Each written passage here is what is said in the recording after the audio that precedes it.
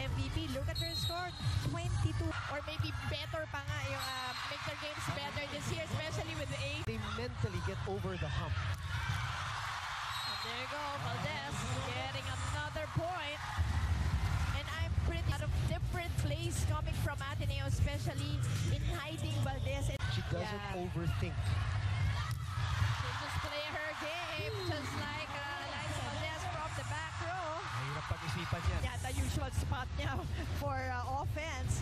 Take a look at that flight. So nice to see her back. Then may Tajima dito sa Yes, that's right. As Eliza gets it. Marginot was there to dig. Valdez. Oh, Is that a check ball? It is. Check ball is called. Valdez again. Oh, and Valdez. Puts a little juice in here. Mababa na naman. Pagkakataon na naman para sa Ateneo. They go back to Eliza. Oh, and Eliza gets it. And settle down this team. Well, I guess this year it should be Myla Pablo. And Chalda Santiago should also lead by example. Oh, Nice ganda. serve. Very nice serve. General late to the party on that one. Usually has 2.29 aces in a game. This is her third ace already. Pangatlo na ba? Pangatlo, dalawa kanina. Oo nga. Pablo. Valdez from the back row.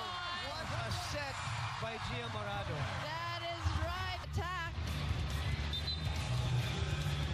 And I look. mean, the attack was great, but what about the... Konting kapit lang kailangan nila. Konting kapit and less errors. Right. And it's again, ano? I can't believe that. Tama rin si Coach Ron. Ang bilis mawala ng kumpiyansa. Easy take for Tan.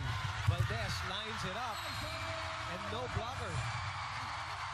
And that sets up. The good news is for NU fans, first game. Yes, first game pa lang naman. Tsaka third set pa lang. Di pa tapos to. Yes, correct.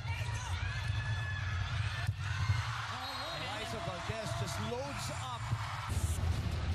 And look at the angle. But you know, credit Gia Morado. National University, you've got Oh! to hang on and avoid. And you can see from the eyes of the... Look at this move. Nagtakam. Ayan oh, nakita Yes. niya eh. So, Oh. change direction. Back into this.